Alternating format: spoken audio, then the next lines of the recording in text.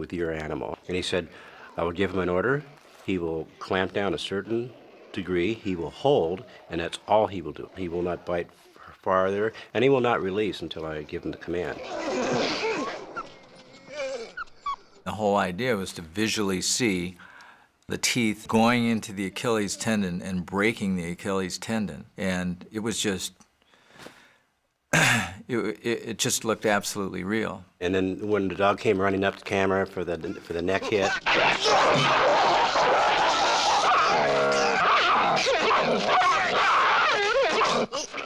I wanted the dog to attack the actor right at the throat, be really growly, and said, you know, if I get this dog turned on by the actor's throat, he's liable to take the throat out. yeah, his teeth were right near my neck or my face. On my collar, we had a big wad of leather, and the dog held on to that.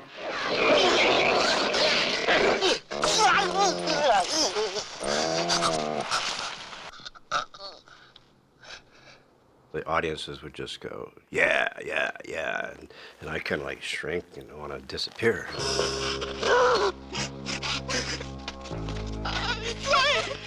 People have said that my films are full of a lot of kind of dark humor, and I think it's true. You know, it's sort of a gallows humor. I guess I kind of cast a cold eye on life in general.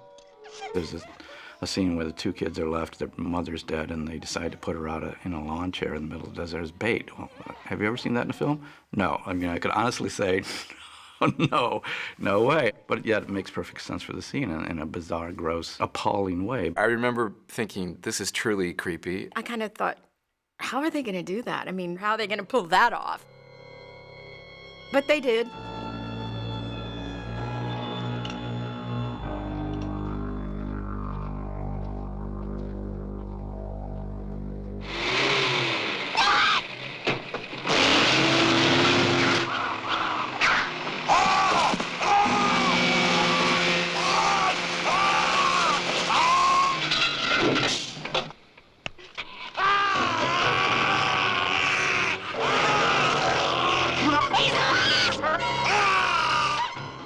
I loved Wes's work. He's extremely inventive, as you could see in the kind of MacGyver-esque ending where they blow up the place by putting the matches on the door. It was great.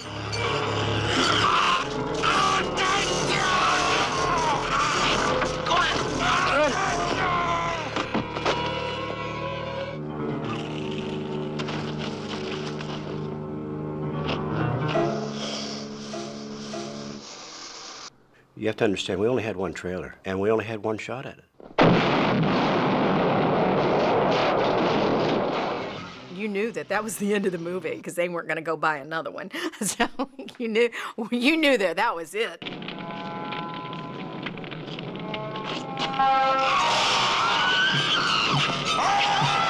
My favorite scene is when I run up and try to hatchet him to death. To me, the edgier, the more fun. I can look back and go, that stuff was really fun.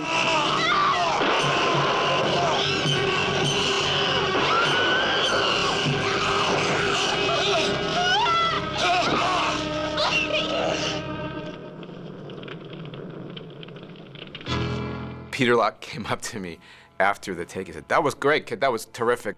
That's great. It was wonderful. I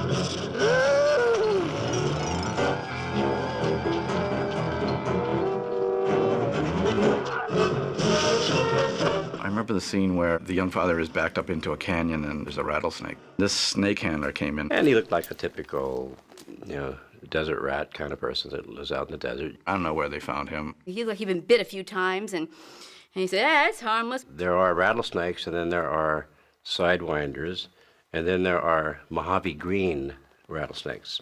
The most poisonous of the rattlesnakes. It was like 6.5 feet long. It's a big monster.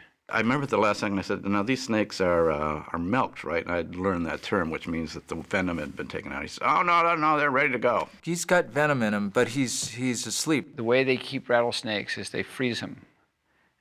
They bring them to the set frozen because it slows them down. They're cold-blooded and they hibernate. We got ourselves into this narrow canyon and it was like being between two walls. But by the time we got to this thing, the rattlesnake began to warm up because we didn't get to a shot until whatever. And they opened this box just a little bit, and this thing just went pew! It was just out of that box and gone under the rocks, right at our feet. Oh, holy shit. Literally among our legs. Everybody dove and tried to run, and of course you can't in this narrow space. And, we were at risk. It was just this moment of stark terror. And we're all, having our lunch break, and I noticed that people are jumping up to my left. And I'm standing there going, what's wrong? I put two and two together and figured, I think I'll just start stepping out of the way now. It was like, where's the snake?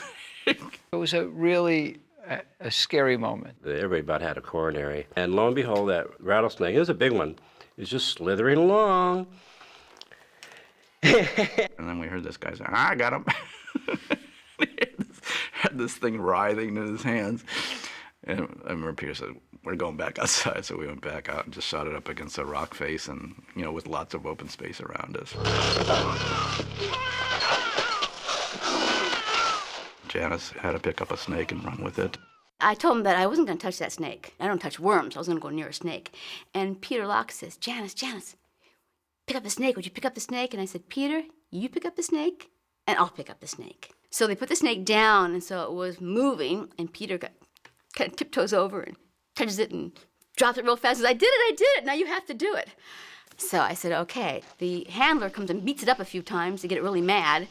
So I got this really mad rattlesnake with his tongue flying out its mouth and his tail going. They got me a stick with a little forked end on it. And then I walked up and I forked the snake and I picked him up. And I was into the part.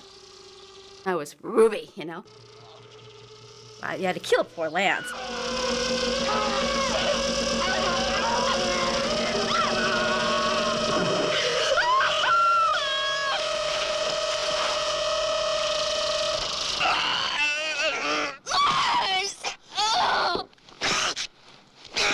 That ending of the father stabbing Mars, when he stops and he looks at himself and he's covered with blood and felt at that instant like, my God, I've become them, which is always the thing that is fascinating me about struggling with evil, is that you can become just as evil. You can become just as violent. It's something that we're not taught, programmed, prepared to face or even acknowledge, except in horror films. I remember the ending was too much for the MPAA. In your face X. And it was just plain old goddamn X coming at you, X.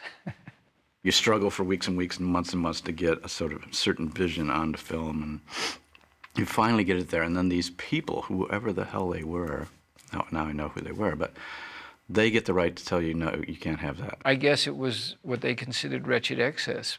It drove me into a frenzy. It still does, of just, how can this be, And we said, okay, we can't really have an X. We had to cut to get an R-rated picture. A lot of goodies never showed up on the screen. So it was kind of a heartbreaker. You finish the film, and now you have to go back and finish the film for somebody else. At the beginning, the title of the film was Blood Relations, which, of course, I thought was a wonderful pun, and Peter Locke didn't like it, and finally he had a big contest, and everybody was writing titles. We had hundreds of titles, and finally a friend of Peter's came up with The Hills of Eyes, and I said, that's such a bad title. And they tested it. I don't know how they tested it, probably with a bunch of their friends, and it came out as the title that everybody liked. 6 months later, I'm in a screening room and I see the movie and realize, oh yeah, this is scary. This is gonna work. Watching the movie, very soon into it, I forgot that I was in it and really watched the movie and really was frightened. I came out of the theater and my legs were shaky. I was so scared. I didn't know going in that it would be anything different than some of these other low-budget films. But when I came out, I knew it was a scary film. If you're watching The Hills Have Eyes even today and you're not squirming in your chair, then you're sedated or sleeping. It made me on the edge of my seat, and I thought that was good, because it did what it wanted to do. They wanted to see something different, but something different saw them first. The Hills Have Eyes. We went on a little junket to promote the film. We were in Detroit.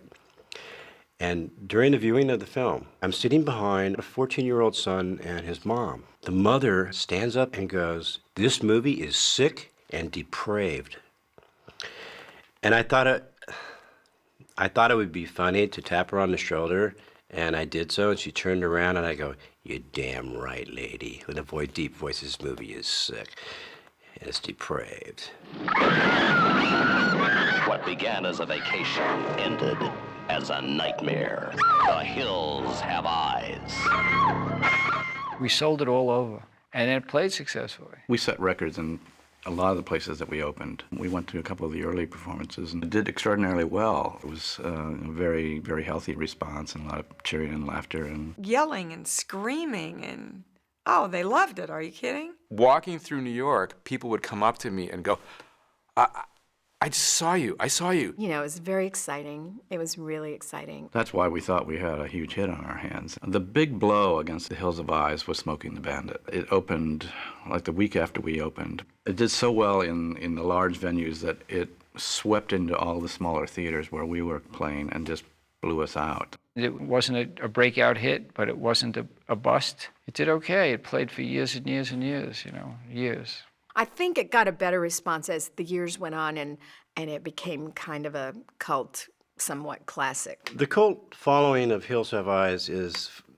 it's astounding. I mean, it was sort of like Rocky Horror to watch it with an audience. The fans love it. They know every line. They know every line in the movie. It's about time we got some powerful food around here. Holding Most of the fans of horror film conventions, they side on the cannibal side. The Hills family, they go, "Oh, it's so sad that Mars died. Oh, it's so sad that, Papa Jupe didn't come back." This is an amazing little movie. I think everybody knows that it's special. I think it's a testament to how hard people work to be in the business. Everybody's into it, and I think that's part of why it did become successful. I love that it's a cult classic, and I'm still alive. That I become a B scream queen. What happened? He's dead. I sum it up as a really great learning experience. I actually, in watching it again, thought, that's pretty much in the moment. That's pretty much there for my first film. They were long days, hard days. But the end product takes care of all that. It's like a warm bath. If it's a good film, it's then everybody, the family, is happy. Oh, I'm glad I did it. It's not Broadway, but it was certainly a great experience. And I'm glad I didn't listen to my agent. I'm grateful to be in the movie. It opened the door for me to be in the horror genre. Thank you, Peter, Wes. You made history, buddies. Glad to be part of it. Great time of my life. Great to be working with Wes. I put my whole self into it, and it's a fun memory. The Hills of Eyes was the last of my films where I did them with a very close friend and where there was only two of us basically making the film. It got me a lot of attention. I think somehow people saw after that there was a filmmaker there. It wasn't just, oh, let's slash a million throats and therefore it'll be a really good horror film. We were talking about something. People always are drawn to the film, and I have had people repeatedly tell me over the years, the film I really like was The Hills of Eyes.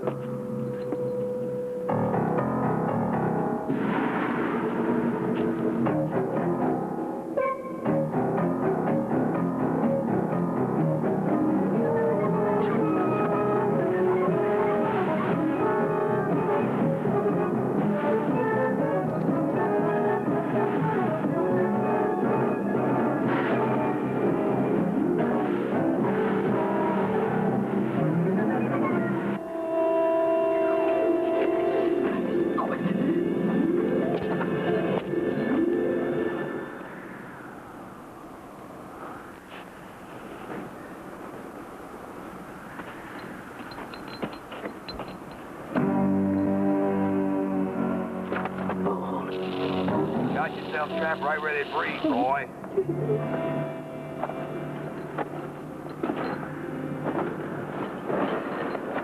Mike! Take me! Get out of here! Take me! Yeah, we're taking Rudy. Leave him alone! Take me!